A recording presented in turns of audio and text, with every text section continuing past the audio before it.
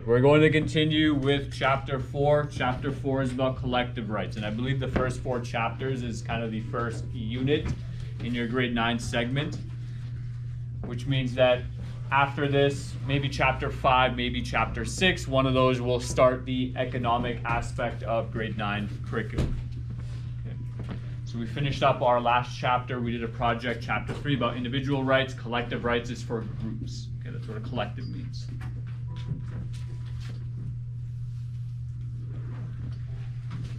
So in Canada, obviously, as with many liberal democratic countries, it says collective rights. Okay. There are rights for individuals, which is necessary, because that's how you experience life as an individual. It's very difficult to experience life as someone else other than yourself. Now, obviously, you can use empathy to put yourself into someone else's shoes, but you can't ever live that person's life for them. So individual rights are very necessary, but in Canada, and I off the top of my head, I can't remember many other countries that do this, we also have collective rights. Part of the reason for that is Canada's history. So collective refers to a group. In Canada, there are 3 main groups to whom we provide collective rights for. They should be on the board. We have First Nations, Indigenous peoples. We have Francophones, which are French-speaking Canadians, and Anglophones, which are English-speaking Canadians. Would anyone like to take a guess at why those 3 groups of people get collective rights? Any ideas? They all need different things. They need help in different. So the English, the French, and the Indigenous need help in different things. That could be part of it. Anyone else want to add to why we think those 3 groups might get collective rights? So I'm from Pakistan, and there's a big population from South Asia that lives in Canada. How come I don't have collective rights? Now, how come the people who are fleeing from Ukraine due to the war, why don't they have collective rights? And what is unique about these 3 groups? They're Canadian citizens. The first part is more right. Okay, so not just Canadian citizens, but they represent what about Canada's history? Settlers? Yeah, they're part of the original 3 groups that helped to form Canada. Okay.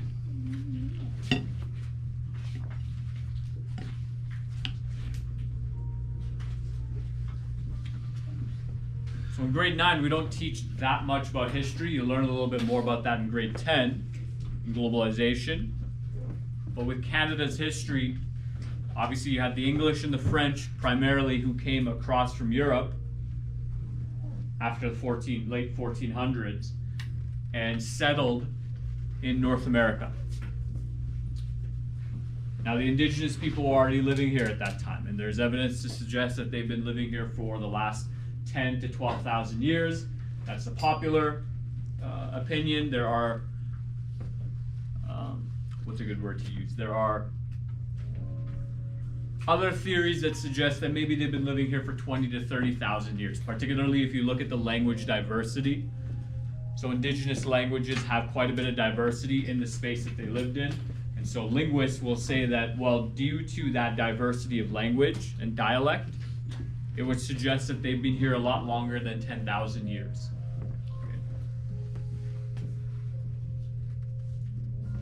Now, collective rights, as it says, the purpose of them is to affirm the collective identity of groups in society and to create a society where people of different identities belong. Okay, so to affirm means to validate and express commitment to something. So by providing certain groups in Canada collective rights, we are committing to them being something more unique than just any other Canadian citizen. Okay. Every Canadian citizen and permanent resident has individual rights under the Charter of Rights and Freedoms, such as the right to live anywhere in Canada. Now, those collective rights only apply to certain groups. Okay. Most of them are language-based, but some of them are for Indigenous people. We'll get into that.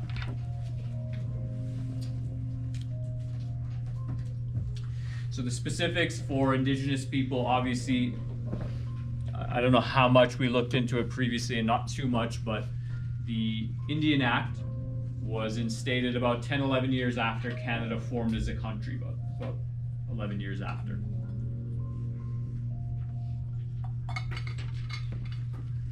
And within the Indian Act, they essentially determined how the English and French settlers who had now formed a country, which they called Canada, how they would govern and look after Indigenous peoples.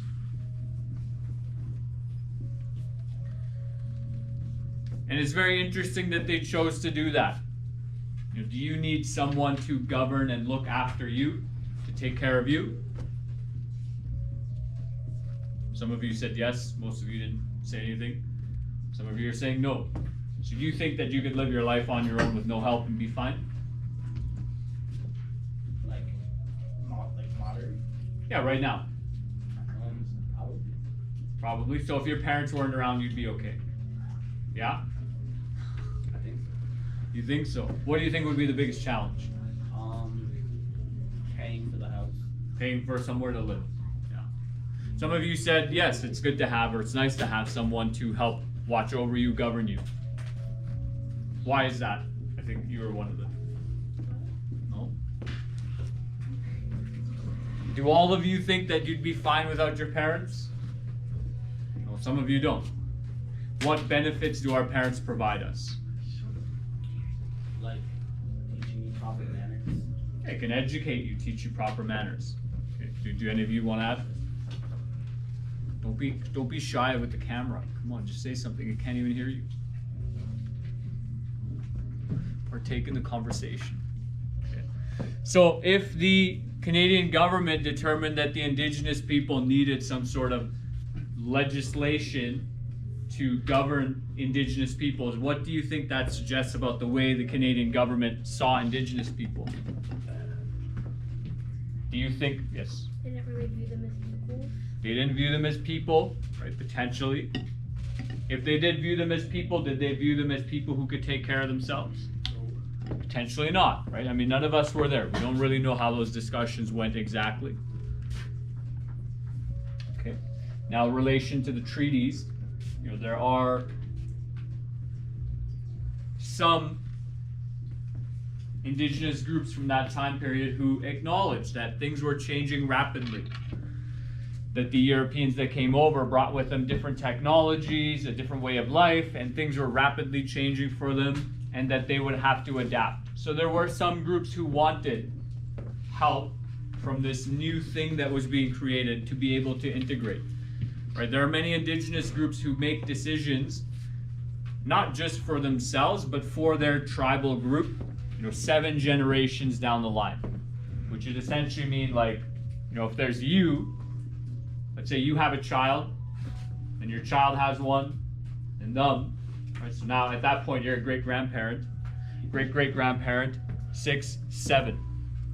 That's 6, there's 7, right? So they are thinking, potentially 125 years down the line, what will be the best decision for us to make now that will impact our people 125 years down the line? How many of you make decisions in your life and think about, well, how will this impact me 25 years from now when you're, let's say, about to be 40? Do you think about that? So what's a decision that you think about that might impact you when you're 40? Like doing something that I could get injured by. Okay, so before you do something that you think could injure you, you ask yourself, well, how will this affect me when I'm an adult? It could lead to be a bit not as smart. Yeah, let's say you get a really bad head injury or a neck injury, and then you can't walk. Would not walking dramatically impact your life? Yes, it would. So the Royal Proclamation here, I'll read it out to you. On October 7th, 1763, which may seem like a long time ago, but wasn't that long ago, King George III issued a royal proclamation for the administration of British territories in North America. the administration, basically meaning, hey, you can run these places.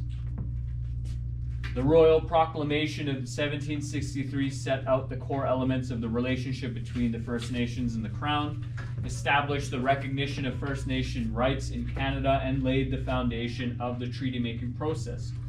So this was done, this Royal Proclamation was signed and sealed before Canada had formed. Canada formed in 1867.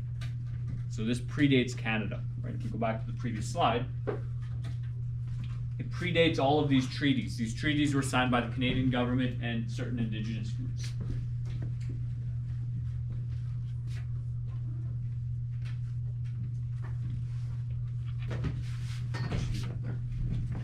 Just walk around. Okay.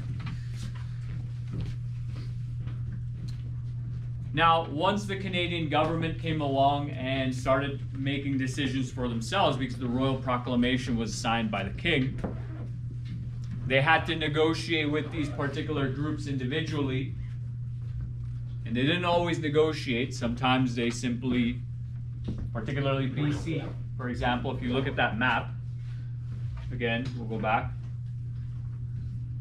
If you look at this map, almost all of BC, there's no treaty territory. There's nothing signed there. There's no agreements made in BC. And then this land, so this is Quebec here, and that's kind of southern Ontario. That is where the settlers arrived first, and so that's where the most influence from European settlers was, so there was no treaties there either. As they began moving out west and trying to cover all of Canada and expand, that's when they started signing treaties eventually. And part of the reason why there's no treaty signed in BC was because the Canadian government at the time was trying to build a railway across Canada to connect all of Canada, particularly because they were worried about invasion from America. Right? They didn't want to lose all of this territory to the Americans. Right? So each of these treaties is going to be a bit different. It's going to provide that group with something slightly different, and depending on the group, they might ask for different things as well. Okay, and that can vary depending on their geographical location. So some groups that relied more on the water, so basically fishing and relying on their way of life through the ocean, through the seas and rivers, may have asked for hunting rights and fishing rights, for more access to that. Whereas other groups living on the land may have asked for certain hunting rights to be able to follow bison herds and animal herds, depending on what they consume to keep themselves fed. Education is also an important thing. Many indigenous groups ask to be educated. That's eventually how that road leads down to residential schools.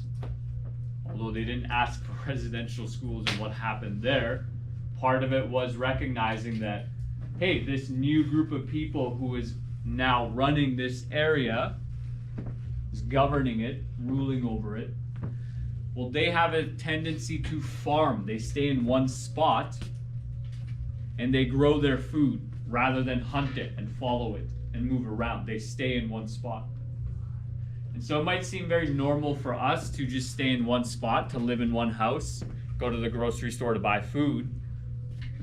Now think about if all of a sudden next year, when you go to grade 10, they told you, hey, actually, you're going to live in 4 different houses depending on which season it is. And rather than go to the grocery store, you're going to have to hunt and trap animals and go fishing. Now, I don't know if there's any fish in Telford Lake, but I've been there once. It was pretty disgusting. I don't think you'd want to eat the fish from there if there were. There's a lot of bird poop in that lake. Okay. And quite frankly, I've never seen a deer, a moose, or a bison roaming around that you could just hunt. But try to put yourself in the shoes of someone who has to move around regularly and then also hunt for their food. Some days you might not eat. So education is necessary. You need to know how to hunt and how to track an animal.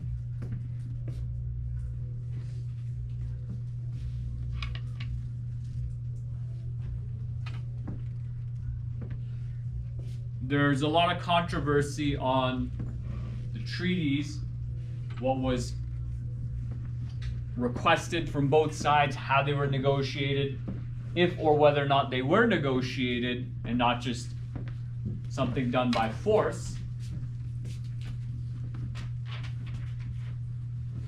And particularly how they are viewed.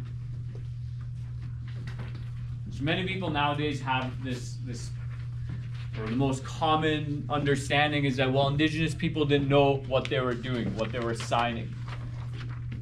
You know, that could be for a variety of reasons, due to translators, poor translations, misunderstandings of concepts. It's not clear to me what the truth is. You know, none of us were there. I would like to believe that these people who signed these treaties were intelligent and capable of making these decisions. Hopefully they were done in good faith, but I understand that not everyone works that way, that maybe they were lied to, or there was mischief.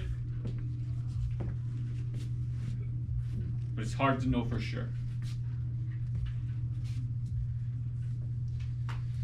What time is it? Okay, we'll stop there.